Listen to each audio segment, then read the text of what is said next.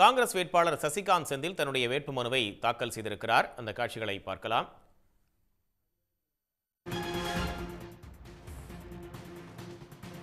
கூடுதல் விவரங்களை வழங்குவதற்காக செய்தியாளர் லோகநாதன் இணைகிறார். லோகநாதன், தகவல். திருவள்ளூர் நாடாளுமன்ற தனி தொகுதிக்கான இந்திய கூட்டணி கட்சியின் திமுக கூட்டணியில் அங்கம் வகித்துள்ள காங்கிரசின் வேட்பாளர் முன்னாள் IAS அதிகாரியான சசிகாந்த் செந்திலானது களமிறக்கப்பட்டிருக்கின்றார். இத்தருணத்தில் அவர் பல்வேறு கூட்டணி கட்சியின் தலைவர்களை 3 தினமாக சந்தித்து ஆதரவு திரட்டி வந்த நிலையில் இன்றைய தினம் அவர் கூட்டணி கட்சியின் தலைவர்களுடன் வந்து தற்போது தேர்தல் நடத்தும் அலுவலரான பிரபுசங்கருடன் தனது வேட்புமனுவை தாக்கல் செய்து உறுதிமொழி ஏற்றுக்கொண்டிருக்கின்றார். இவர் கர்நாடகாவில் 3 ஆண்டுகளுக்கு மேலாக கடந்த 10 ஆண்டுகளாக IAS அதிகாரியாக அவர் பணியாற்றக்கூடியவர். பாரதிய ஜனதா கட்சியின் நெருக்கடி காரணமாக தனது பதவியை ராஜினாமா செய்த செந்தில் IAS அதிகாரி அதன் பிறகு அவர் காங்கிரசிடம் இணைந்து கர்நாடகாவில் சட்டப்பேரவை தேர்தல் யூகம் வகுக்கும் நபராகவே சக்தி வாய்ந்த நபராக அங்கே திகழ்ந்தார். அதன் பிறகு எடியூரப்பா ஆட்சியை கவிழ்ப்பதற்கான பல்வேறு பிரச்சார யுக்திகளும் வகுத்தவர் இந்த சசிகாந்த் செந்தில். அதன் தொடர்ச்சியாகவே அந்த கர்நாடகா நடைபெற்ற சட்டப்பேரவை தேர்தலில் சசிகாந்த் செந்திலுடைய யுக்தியால் கர்நாடகாவில் காங்கிரஸ் வெற்றி பெற்றதுக்கான பெரும் செல்வாக்கு மிக்கவராகவும் சசிகாந்த் செந்திலானது அங்கே கருதப்பட்டார். அது தொடர்பாகவும் காங்கிரஸ் தலைமையும் அவர் நெருக்கமாக இருந்தக்கூடிய ஒரு நபராக அவர் காட்சியளித்தார்.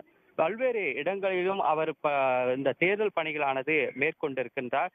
காங்கிரஸ் சார்பாக தலைமையில் அவர் சென்ட்ரல் வார் ரூம் என்ற பதவியும் கொடுத்திருக்கின்றது. அதாவது தேர்தலில் ஜெயிப்பதற்கான பிரச்சாரத்து யுக்திகளும் அவரை களத்தில் நிறுத்தியிருந்தது. அதன் தொடர்பாக தான் அவர் இந்த கர்நாடகா தேர்தலில் அதாவது ஈஸியாக ஜெயிப்பதற்கான ஒரு முயற்சியை அந்த இடத்தில் அவர் கையாண்டிருக்கின்றார். தொடர்ச்சியாக அவர் தமிழ்நாடு காங்கிரஸ் தலைமையில் சமூக வலைத்தள பிரிவிலும் பணியாற்றி இருக்கின்றார். தருணத்தில் தான் இந்த திருவள்ளூர் நாடாளுமன்ற தொகுதி என்பது 4 பேர் போட்டியானது வந்திருந்தது.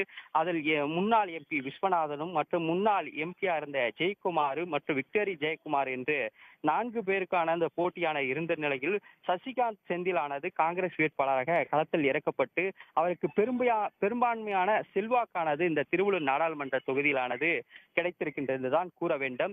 ஏனென்றால் அதிமுக கூட்டணியில் தேமுதிகவின் வேட்பாளர் நல்லதம்பியானது களமிறக்கப்பட்டிருக்கின்றார். அதே போல பாஜகவில் பொன் பாலகணபதியானது களமிறக்கப்பட்டிருக்கின்றார். நாம் தமிழர் கட்சியில் ஜெகதீஷ் சந்தரும் பகுஜன் சமாஜ் கட்சியின் வேட்பாளராக தமிழ்மதியானது களமிறக்கப்பட்டிருக்கின்றார். இந்த களமானது திருவள்ளூர் நாடாளுமன்ற தொகுதியானது ஐமுனை போட்டியானது ஏற்பட்டிருக்கின்றது. ஆனால் அத்தனை வேட்பாளர்கள் விட அதிக வலுவான கூட்டணியாக அமைந்துள்ள திமுக காங்கிரஸ் கூட்டணியில் இந்த நாடாளுமன்ற தொகுதியில் வெற்றி வாய்ப்புகள் அமோகமாக இருப்பதாகவும் பொதுமக்களும் வாக்காளரும் கருத்தாகவே இருந்து வருகின்றது. உடனுக்குடன் செய்திகளை தெரிந்து கொள்ள சன் நியூஸ் பெல் ஐகானை கிளிக் பண்ணுங்க.